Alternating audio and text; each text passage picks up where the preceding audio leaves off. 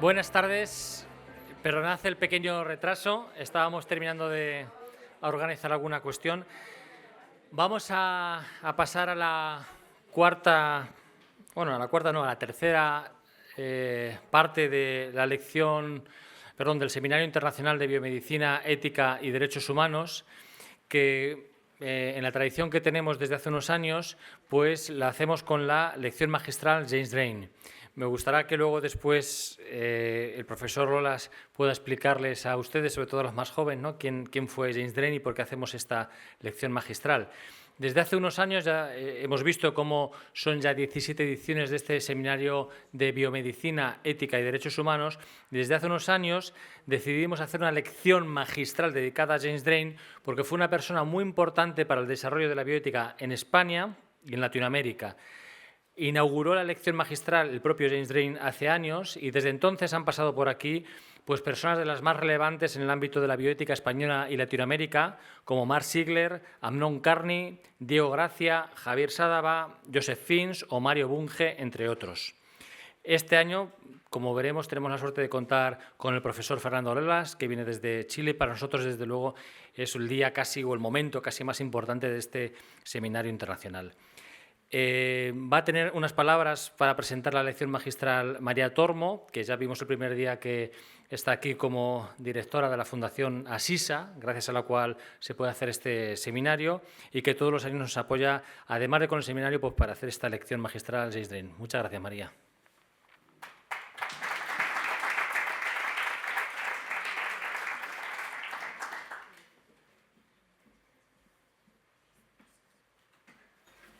Buenas tardes. Muchas gracias, Benjamín.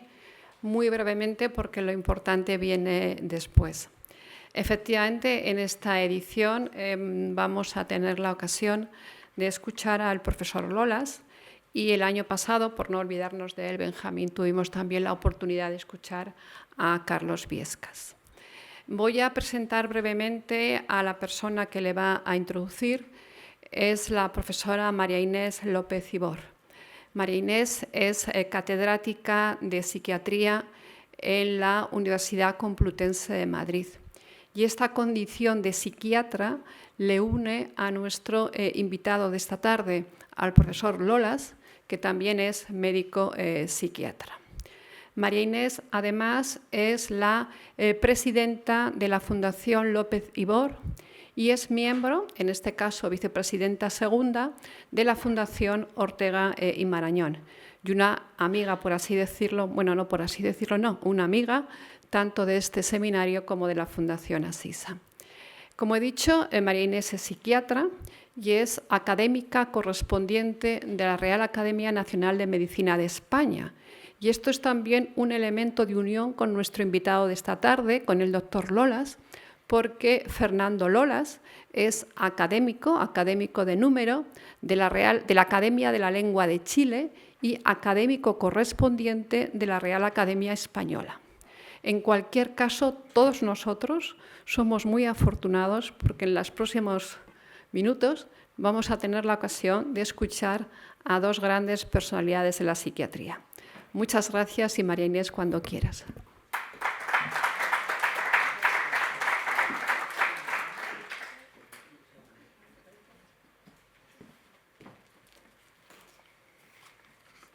Muchas gracias, María, querida presidenta de la Fundación Asisa, querido Benjamín, y buenas tardes a todos. Es para mí un auténtico privilegio poder hacer la laudatio del profesor Fernando Lolas Esquepe.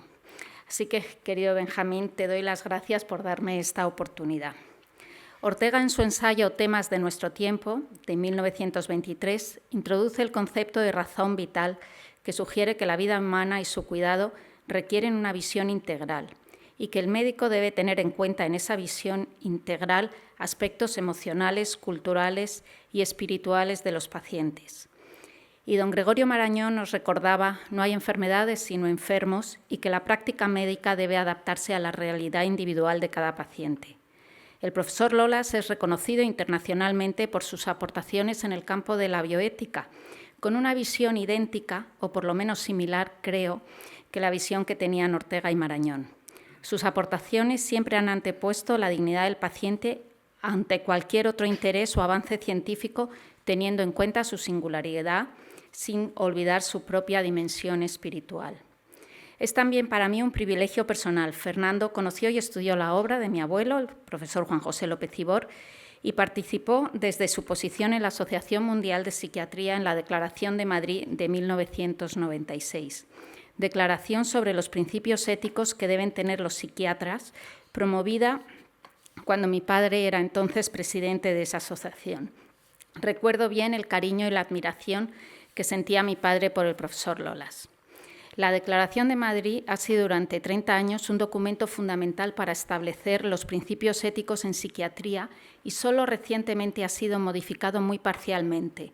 Es una declaración en la que se insiste en promover la autonomía del paciente y asegurar que cualquier tratamiento esté basado en un consentimiento informado e insiste en combatir el estigma de la enfermedad mental. Para mí sería un trabajo muy grato hacer un recorrido por su extensísimo currículum, que he tenido la oportunidad de leer en detalle estos días, pero necesitaría demasiado tiempo y lo importante es su lección magistral, que pronunciará dentro de unos minutos, pero sí quiero destacar algunas cosas. Nace en Chile en el año 1948. En ese momento la medicina en Chile experimenta varios eventos y desarrollos significativos. Se debatieron propuestas para la socialización de la medicina, buscando ampliar el rol del Estado en la atención sanitaria. Esos debates fueron los que sentaron las bases de la creación del Servicio Nacional de Salud de 1952, inspirado en el National Health Service británico. Y también se creó en el mismo año que él nació la carrera de Tecnología Médica para formar a técnicos de laboratorio, bancos de sangre, radiología, física médica, con el objetivo de colaborar en la investigación y organización de los hospitales. Estos acontecimientos reflejan un periodo de transformación y modernización del sistema de salud chileno, con avances en organización profesional y en la formación de nuevos especialistas. Nace 3 años después de que Gabriela Mistral fuese reconocida como Premio Nobel de Literatura, mujer de gran espíritu humanista que revolucionó la educación del país y que a través de sus escritos y discursos abogó por la justicia social, la igualdad de género y la protección de la infancia. Su compromiso con esos valores dejó una huella profunda en el pensamiento social chileno, inspirando a nuevas generaciones a trabajar por una sociedad más justa. Supongo que estos aspectos y muchos otros pudieron influir en que Fernando Lolas también tuviese una profunda vocación médica. Estudia en el Colegio Alemán y desde joven empezó a interesarse por la medicina, cursando sus estudios universitarios en la Universidad de Chile, donde también se formó como especialista en psiquiatría, para posteriormente trasladarse a Heidelberg y estudiar medicina psicosomática. Al regresar, se interesa por los 3 aspectos fundamentales de la medicina: la docencia, la investigación y la clínica, a los que ha dedicado su vida, además de haber ocupado numerosos puestos de gestión muy importantes. Es profesor de la Universidad de Chile, director del Centro de Estudios Bioéticos del programa Ethics Global, consultor del Comité de Ética de la Asociación Mundial de Psiquiatría. Es vicepresidente de la Federación Mundial de Psiquiatría, académico, como ha dicho la presidenta de la Fundación Asisa, de la Lengua de Chile y académico correspondiente de la Real Academia de la Lengua de España. Es doctor honoris causa por 4 universidades, San Marcos y Ricardo de Palma de Lima, la Universidad de Córdoba de Argentina y Girona y Mucuri en Brasil, y profesor honorario de numerosas universidades de Europa, Estados Unidos y Latinoamérica. Es miembro honorario de la Academia Chilena de Medicina, de la Asociación Mundial de Psiquiatría Social, de la Academia Mexicana de Bioética, de la Sociedad Española de Medicina Psicosomática y de la Sociedad Iberoamericana de Medicina Legal. Durante 4 años fue miembro del International Bioethics Committee de la UNESCO, trabajando principalmente en la revisión y el comentario de la Declaración sobre Bioética y Derechos Humanos de 2005. Y él mismo destaca que como funcionario de la OPS entre 1998 y 2010 trabajó dirigiendo la unidad de bioética y formando a profesionales en toda Iberoamérica con becas del National Health Service gracias al apoyo que nos prestó entonces Diego Gracia y otros expertos de la Universidad Complutense. Su obra escrita es extensísima. habiendo publicado más de 500 artículos originales en revistas nacionales e internacionales, 60 libros, y es miembro del comité editorial de numerosas revistas científicas, siendo sus aportaciones un referente en todos estos aspectos relacionados con la ciencia y el humanismo, en los que me atrevería a destacar dos muy recientes. Su artículo sobre la salud mental como dimensión moral, desafíos para la psiquiatría y las ciencias del comportamiento, publicado hace 4 años, en el que considera a la psiquiatría como una profesión camaleónica y dice: quisiéramos miradas integradoras, holísticas, que así como velan por la salud, satisfacen los deseos de dignidad, justicia y equidad. Desearíamos que la bioquímica cerebral se armonizara con especulaciones sobre espíritu y alma. El otro artículo es a propósito de metáforas, inteligencia artificial y necesidad de una ética anticipatoria, publicada este mismo año, en el que nos dice: las expresiones metafóricas sugiere que tratemos con seres pensantes, a propósito del término inteligencia artificial. Regular la inteligencia artificial es como regular cerebros. Tener neuroleyes y neuroderechos se confunde con tener regulaciones de inteligencias naturales y artificiales. Hay entusiasmo y temor. Y esto parecido lo señalaba Ortega y Gasset hace más de 70 años. Uno de los temas de los próximos años, decía, que se va a debatir con más brío es el sentido, ventajas, daños y límites de la técnica, y deberemos estar atentos. No quisiera tampoco terminar sin mencionar sus aportaciones en temas tan importantes como la salud mental en situaciones de desastres y catástrofes, ahora tan necesaria y en los próximos meses en Valencia.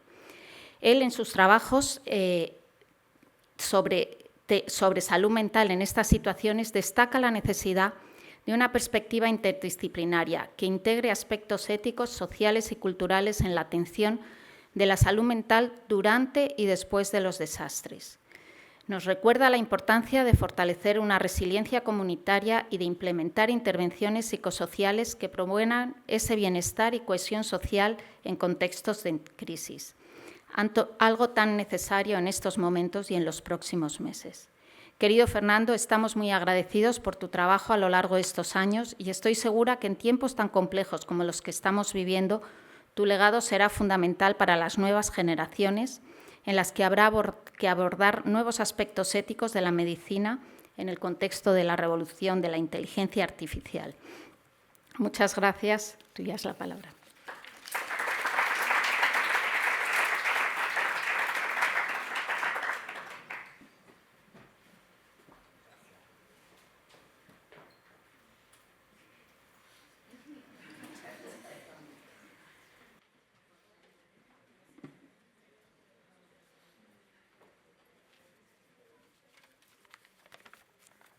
Bueno, muchas gracias María Inés por esa elogiosa y tal vez un poco exagerada presentación.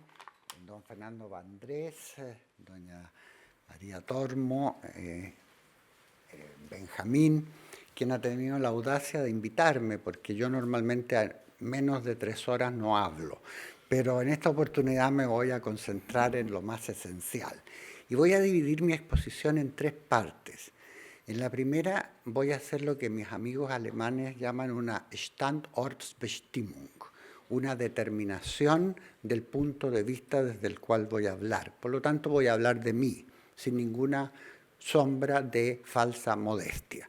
En la segunda, como veo que en este auditorio tal vez el nombre de James Drain no sea especialmente conocido, y para nosotros fue una figura señera en más de un momento de nuestras carreras y de nuestra intención por instalar la bioética en el ideario contemporáneo, no solo de América Latina, sino del mundo, voy a dedicarme un poco a hablar de él. Y en la tercera voy a ver cuál ha sido, desde mi punto de vista, el legado más importante que yo dejé de Drain.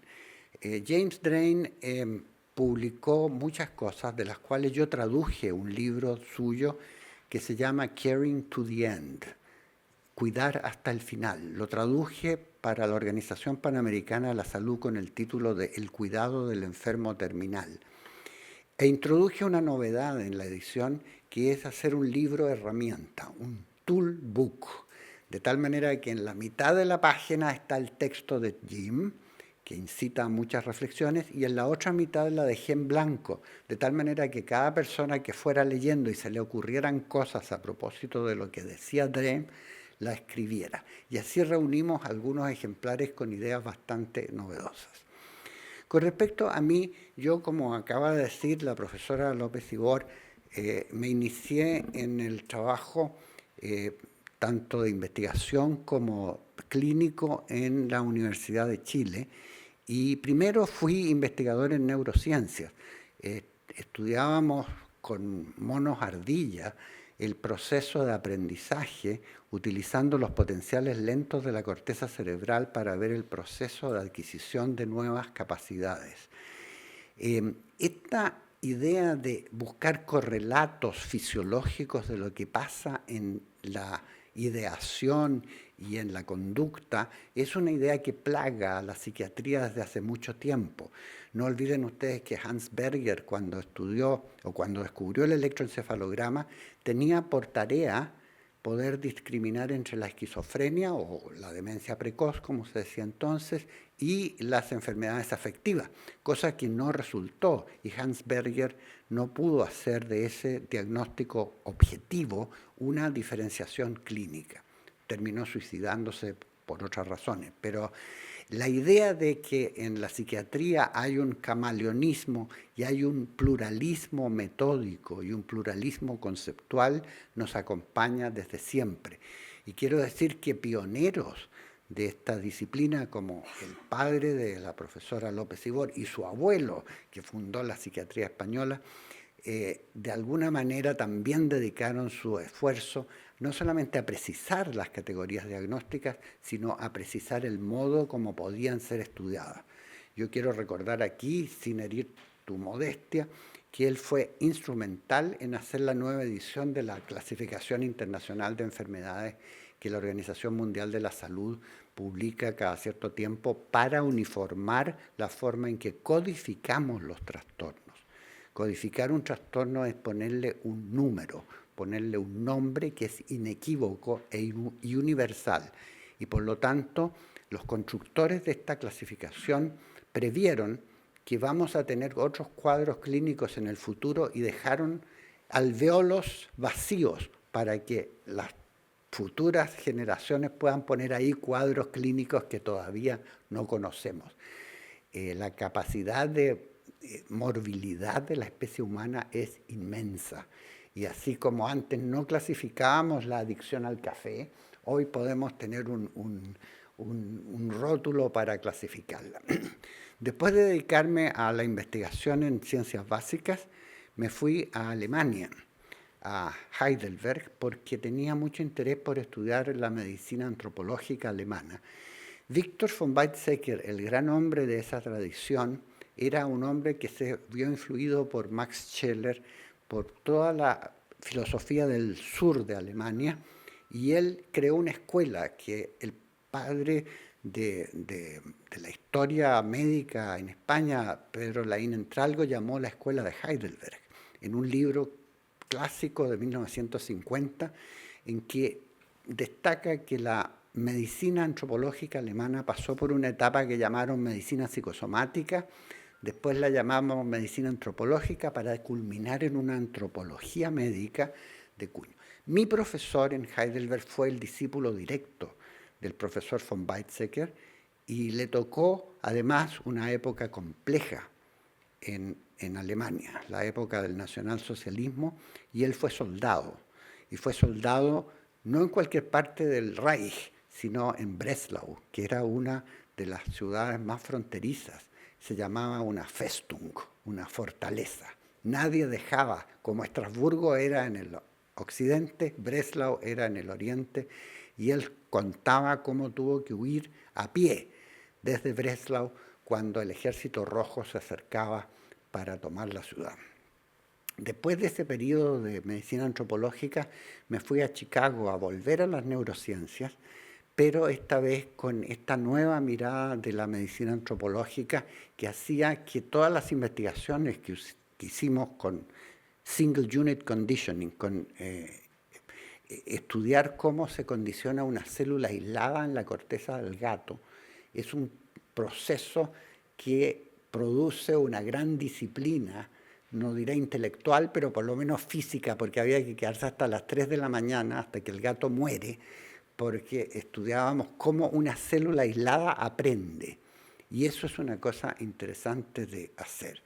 Y después de ese periodo volví a Chile y fui director de la clínica psiquiátrica, fui vicerrector de la Universidad de Chile, que es la más antigua del país.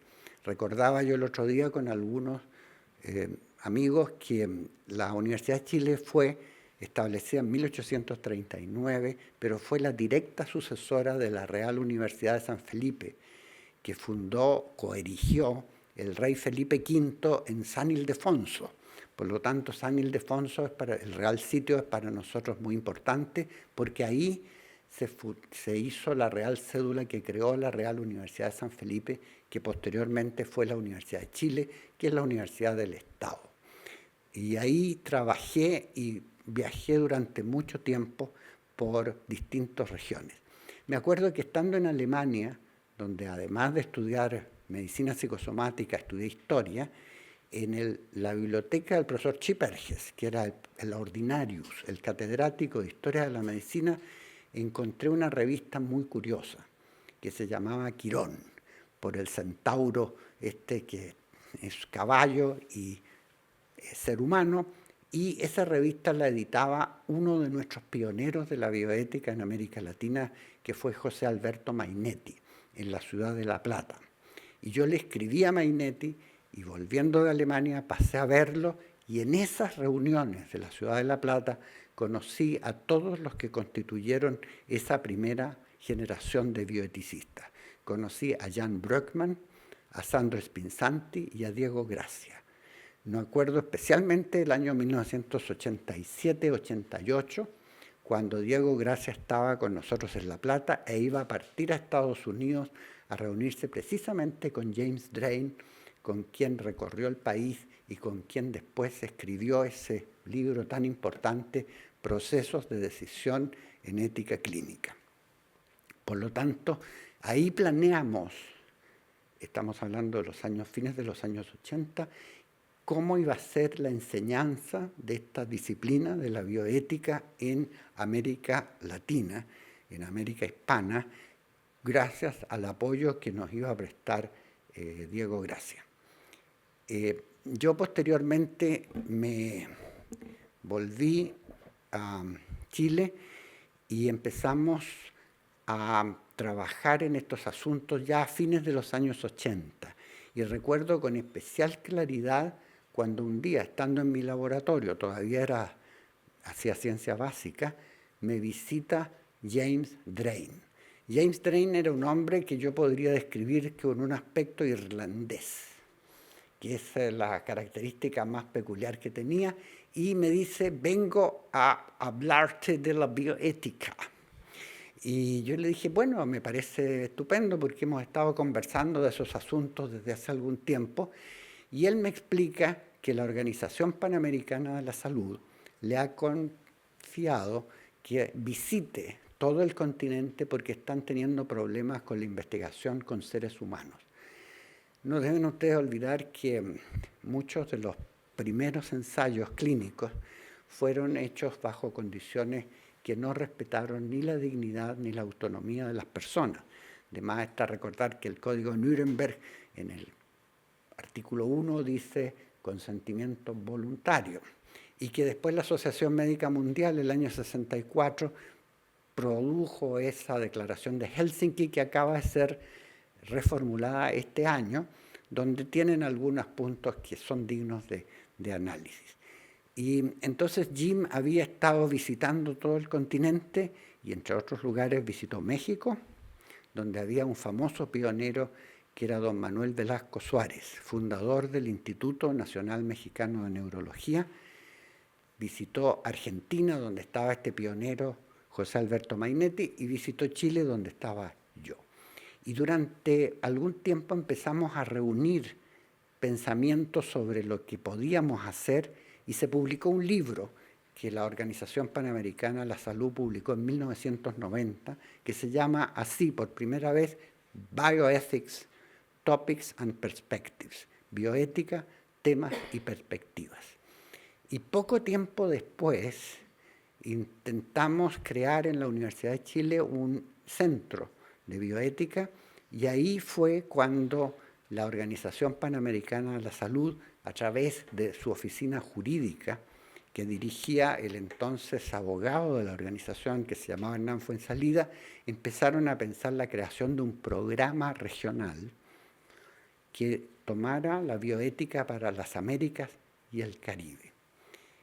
Se produjo una pequeña tensión entre México, Argentina y mi país sobre cuál iba a ser el país en el cual se iba a instalar este nuevo programa. Ganamos nosotros porque el Parlamento chileno ofreció un subsidio adicional al que daba la organización, y también porque, bueno, los azares que ocurren no es materia aquí de que yo vaya a expresarlo. Por lo tanto, partimos con el programa en el año 1994. Les recuerdo que UNESCO, el año 1993, había creado sus dos comités. El Comité Internacional de Bioética, que está compuesto por personas, al cual yo, algunos años después, pertenecería, y el Comité Intergubernamental, que son gobiernos, que son los que efectivamente dan, por así decir, las políticas generales sobre el tema. Y que UNESCO también contribuyó de alguna manera a la generación de esto. ¿Quién era James Drain? James Drain nació en 1930 en un lugar en Estados Unidos y estudió para ser sacerdote. Y estuvo también en la Universidad Gregoriana en Roma, donde le tocó ser compañero de estudios de que después sería el Papa Benedicto XVI, el cardenal Ratzinger.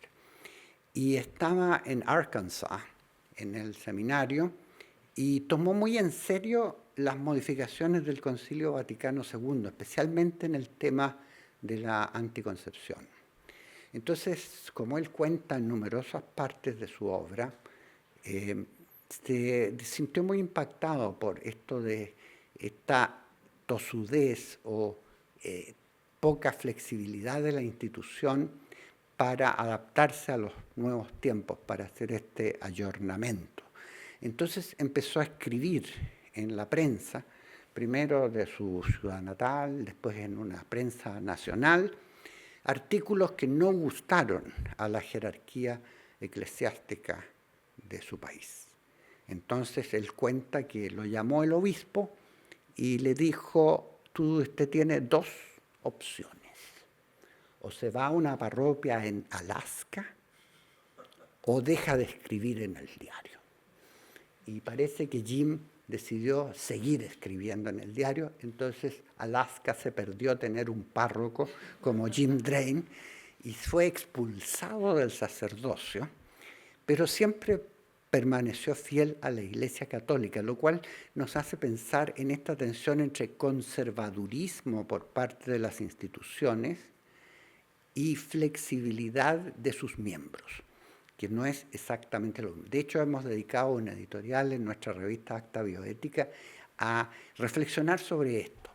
Y entonces, buscando trabajo, imagínense una persona de 34 años que deja el sacerdocio y no sabe hacer otra cosa que ser cura. ¿Qué hace? Empezó a recorrer el país y cuenta que lo tomó una tormenta de nieve y se quedó en Edinburgh, Pensilvania, que era en aquel tiempo lo que se llama un community college, no era ni siquiera una universidad. Y se quedó ahí a enseñar filosofía. Se casó con una mujer que ya tenía 5 hijos, a los cuales él crió. Y después de un tiempo se separó. Pero yo lo conocí a Jim cuando acababa de romper su vínculo matrimonial. De repente apareció en Chile y yo, para colmo, lo llevo a comer a un restaurante árabe, donde comen comida con cordero, y el pobre Jim, que sufría de un trastorno metabólico, tenía un alto colesterol, no podía comer nada de carne. Y entonces en su último libro, que a mí me tocó editar, cuenta cómo era de deshumanizado el sistema médico que le tocó a él vivir. Y escribió varios libros. Y el que a mí me gustaría recordar aquí es uno que se llama Becoming a Good Doctor, porque su amor por España lo hacía que vino aquí, estuvo con Pedro Laín, estuvo con Aranguren, estuvo bastante tiempo y aquí se doctoró, hizo su trabajo sobre la tolerancia. En aquellos tiempos no era una cosa que uno pudiera hablar livianamente. Todavía hoy no podemos hablar mucho de tolerancia en muchas partes del mundo. Y entonces Jim hablaba muy bien el español y siempre era un experimentado charlista, que cuando uno lo escuchaba parecía que estaba dando un sermón o una homilía. No estaba muy claro si hablaba con entusiasmo o si hablaba para evangelizar a las personas. En Edinburgh, Pensilvania, y esta corbata me la he puesto hoy para recordar que la compré precisamente ahí en Edinburgh, Pensilvania, que como ustedes recordarán, Edinburgh, pero no es el Edinburgh británico, sino se escribe Edinburgh, así como un poco más americanizado. Y fui muchas veces y estuvimos mucho tiempo y departimos mucho sobre qué íbamos a hacer con esto de la bioética. ¿Es una disciplina? Si es una disciplina, entonces te tendría que tener un objeto material, un objeto formal, un método. Es un discurso que puede cualquiera tomar y apropiárselo, y efectivamente en América Latina hemos tenido el problema de que muchos se apropian del discurso de bioética con fines políticos, con fines proselitistas. Todo lo que suene a bioética parece bueno en principio, entonces tuvimos que empezar a hacer una suerte de depuración conceptual. Las competencias conceptuales que exige esta idea de la bioética nos llevaron a que cuando yo me hice cargo del programa regional y estuve 12 años siendo funcionario de la Organización Panamericana de la Salud, llegué a la siguiente definición. La bioética es el uso del diálogo para formular y resolver los dilemas que plantea la ciencia y la tecnología aplicada a la salud humana. Observen que los pioneros de la palabra bioética, el primero de todos, Fritz Jaar, un teólogo luterano que en el año 1927 en la revista Cosmos, que era como la revista Nature hoy día para los alemanes, habló del imperativo bioético. Entonces, el imperativo bioético de Fritz Jaar, fíjense, en la República de Weimar, en aquella época estábamos entre las dos guerras, en 1927, un teólogo luterano que dice hay que respetar toda la vida en cualquiera de sus formas. Es cuidadoso en separarse de cualquier forma de animalismo o de cualquier forma de animismo o de cualquier forma de... pero dice eso, el imperativo bioético respeta toda la vida en cualquiera de sus formas. O sea, hay una especie de llamado a la compasión biosférica con el medio ambiente, con los otros animales. Muchos años después, en los años 70, un oncólogo estadounidense de apellido Potter, Van Rensselaer Potter, cuya personalidad es muy interesante, la han estudiado varios amigos míos de Croacia, que han ido a ver incluso dónde vivió Potter, qué hizo, dónde estuvo, puso este término bioética como una ciencia de la supervivencia, o sea, como un conocimiento de cómo usar el conocimiento. En el fondo es la vieja virtud de la prudencia, ¿verdad? La prudencia es aquello que nos dice cómo usar el conocimiento, cautelosamente, tomando en cuenta todos los contextos y todas las situaciones. Bueno, Potter siempre se sintió afectado porque en esa misma época, en los años 70, André Hellegers, que era un obstetra en el Kennedy Institute of Ethics de la Universidad de Georgetown, tomó también el nombre y lo convirtió en una especie de ética biomédica. Bueno, esta fue la bioética que Jim Drain cultivó. Él no se interesó tanto por la ética biosférica, por estas preocupaciones macro del ambiente, sino por esto micro, la relación entre las personas, cuando una está en situación de ayuda y la otra está en situación de pedir ayuda. Por lo tanto, la relación entre médicos y enfermos, entre investigadores y participantes en una investigación, las personas que están en instituciones sanitarias. Entonces hemos dado por decir que hay una microbioética de las relaciones entre personas, una mesobioética que tiene que ver con las instituciones y una macrobioética que tiene que ver con el ambiente. Ahora, cuando uno es funcionario de una organización como esta, incidentalmente la Organización Panamericana de la Salud antecede con mucho a la Organización Mundial de la Salud.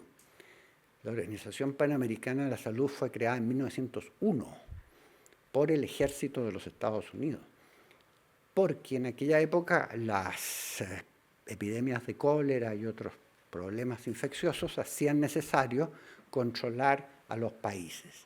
Entonces, el acta de fundación está en nuestra oficina central en Washington y está firmado por todos los que en aquel momento desempeñaban algún papel directivo en los distintos países, ya se llamaran ministros de higiene, ministros de salud pública, etc.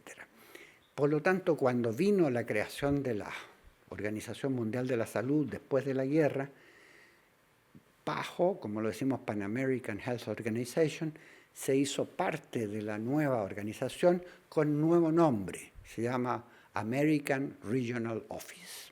Y así entonces tenemos American Regional Office, Eastern Mediterranean Regional Office, European Regional, etc. Son 6. Y nos tocó, cuando creamos el programa de bioética, tener 3 temas. Primero, tratar de generar una cierta intelectualidad respecto de este asunto, porque ética ha habido siempre, ¿no? La bioética se puede decir que tiene una breve historia, pero un largo pasado. O sea, no íbamos a enseñarle a la gente que existe algo así como la ética, pero sí esta forma dialógica de hacerla, no esa forma monológica en que un filósofo describe lo que tienen que ser las cosas, sino que esto era escuchando con una suerte de justicia epistémica a todos los involucrados en una tarea común. Por lo tanto, esa era la primera tarea. La segunda era formar esta nueva institución, porque fue curioso, porque la nueva institución social que se creó fueron los comités. Los comités no son solo personas, son procesos sociales en el cual personas muy distintas se agrupan. Es como un acuario, donde están todos los peces del mar, pero en pequeño.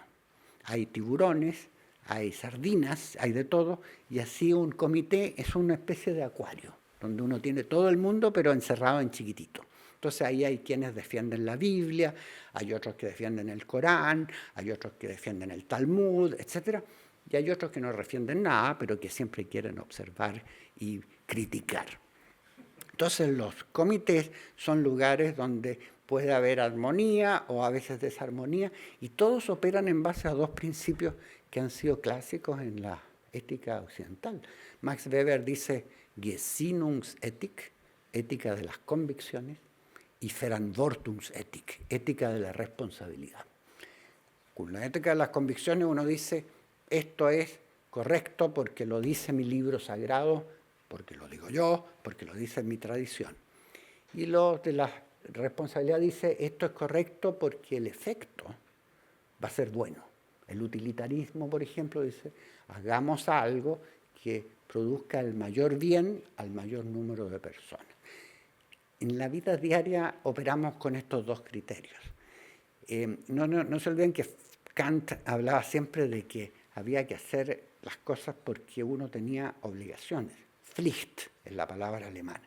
Y eso era superando las inclinaciones que uno pueda tener, que él Kant llama Neigung, que es inclinarse por alguna cosa, tener alguna preferencia. Pflicht versus Neigung. Entonces, la deontología y la teleología, por así decirlo en alguna forma, siempre están mezcladas, siempre procedemos con una mezcla de ambas.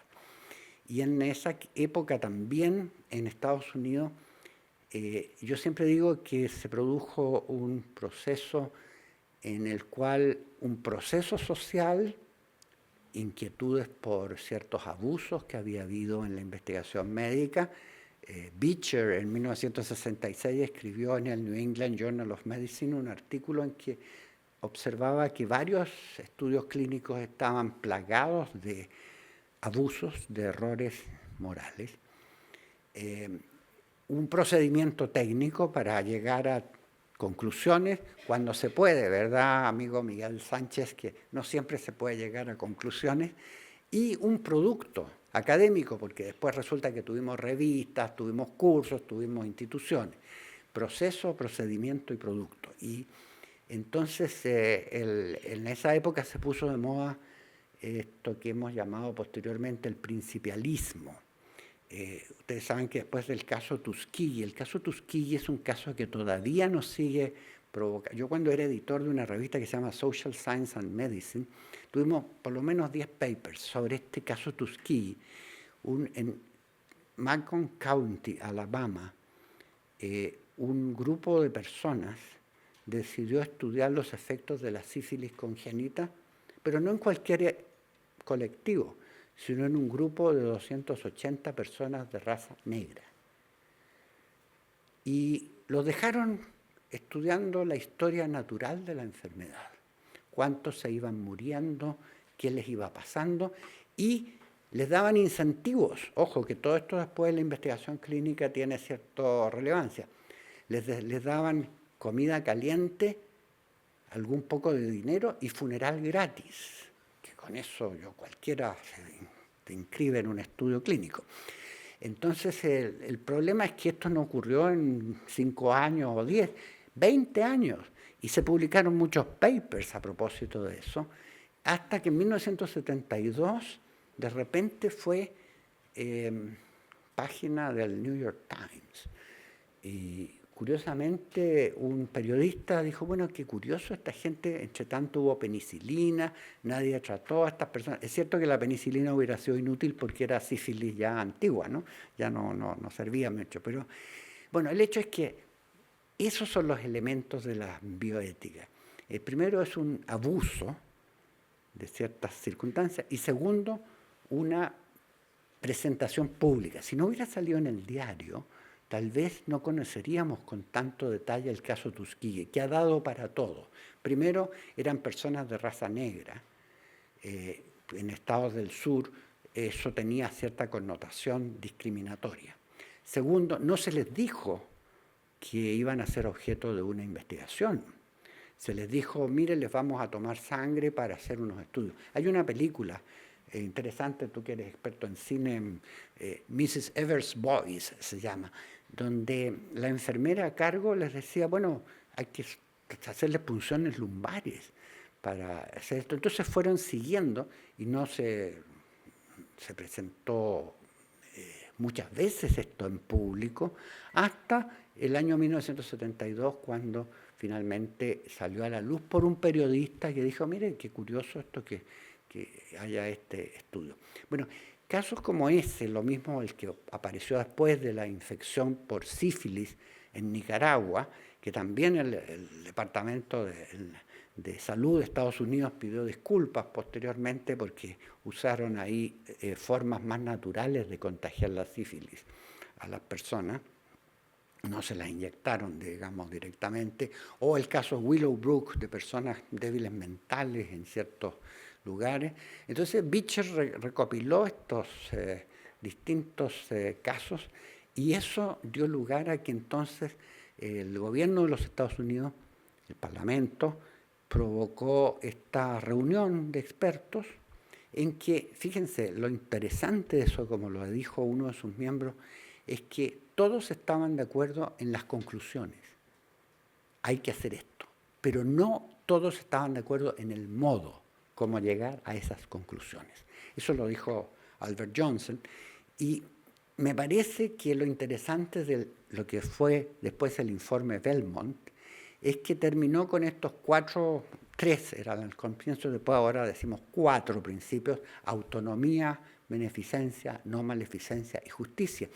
Y con esta ingenuidad un poco de la mentalidad del imperio, creen que estos 4 principios son como las 4 bases del ADN, que con las 4 bases del ADN uno sintetiza todas las proteínas posibles. Lamentablemente los 4 principios de la bioética principialista de Estados Unidos no sintetizan toda la vida moral. Por eso le agregamos después la reciprocidad y la solidaridad que venían de la tradición europea continental.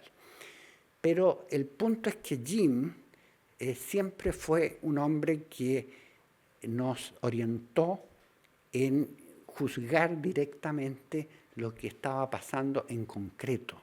Por eso fue tan importante su magisterio, porque cada vez que lo necesitábamos, y yo lo necesité muchas veces, porque siempre se producía alguna nueva circunstancia que requiriera nuestro consejo. Ahora, cuando uno es funcionario de estas organizaciones, no puede decir ni escribir lo que se le antoje. No es una situación tan... Hay que escribir de una manera tan neutral que sea aplicable en todos los países que lo van a leer. He visto problemas con la traducción de algunos documentos internacionales que han causado serios problemas diplomáticos. Traducir un documento internacional a otra lengua tiene que hacerse con extraordinario cuidado. ¿Y cuál fue entonces nuestro núcleo de trabajo? La bioética es una ética dialógica, es una ética... Hay que recordar a C.P. Snow, el que habló de las 2 culturas, la cultura humanística y la cultura científica. El propio Snow era un físico que además escribía novelas. Mi amigo Dietrich von Engelhardt, que fue uno de mis profesores de Historia de la Medicina en Heidelberg, dice que no son solo 2 culturas, son muchas más. Está la cultura estética, por ejemplo. Pero cuando uno tiene esta tensión entre hacer lo que se puede fundamentar técnicamente y hacer lo que se puede justificar moralmente, tiene una tensión que es inherente no solamente al trabajo de los médicos, sino al trabajo de todos los que tienen que ver con la salud y el bienestar humanos. Hay cosas que son legítimas y cosas que son legalmente permisibles. Y sabemos, lo sé yo, porque vengo de un país donde tuvimos en un tiempo una tensión entre lo que era legítimo y lo que era legal. Y no todo lo legal es legítimo. Sí, no necesito extenderme en estas consideraciones lingüísticas, porque todos sabemos que la legitimidad depende de la aceptación por parte de quienes van a ser objeto de una determinada intervención. Por lo tanto, para mí, que acompañé a Jim muchas veces en viajes y que estuve tantas veces en Edinburgh, Pensilvania, y que no solamente traduje su libro, sino que además escribí un fragmento de su biografía, y edité el último libro que escribió, que ya costaba un poco escribir porque ahí cuenta un poco su historia personal como enfermo. Es lo más importante de ver un bioeticista hablando como enfermo, cómo se enfrentó a un sistema de salud como el de Pensilvania y cómo extrañó el poder hablar con los médicos que lo trataban, porque nunca nadie le dijo nada cuando le hicieron un stent en el corazón. Ese libro se lo he obsequiado a Benjamín porque yo lo edité. Yo le ayudé a escribirlo y creo que para todos nosotros el ejemplo de Jim, todos recordamos su calidad humana, todos recordamos su cercanía personal, pero yo lo recuerdo básicamente como una persona que me dio enorme cantidad de consejos muy prácticos como una persona que me dijo, calma, no te apresures a escribir ninguna cosa antes de consultar con todos los que dicen en inglés los stakeholders, los que tienen interés en algo. Y él siguió siendo hasta el fin de sus días, pienso yo, un sacerdote. Aunque no podía tener el hábito porque había sido expulsado de la condición sacerdotal, fue una persona muy respetada en su comunidad y fue una persona a la cual me complace hoy poder rendirle un tributo en esta jornada dedicada a su memoria. Muchas gracias.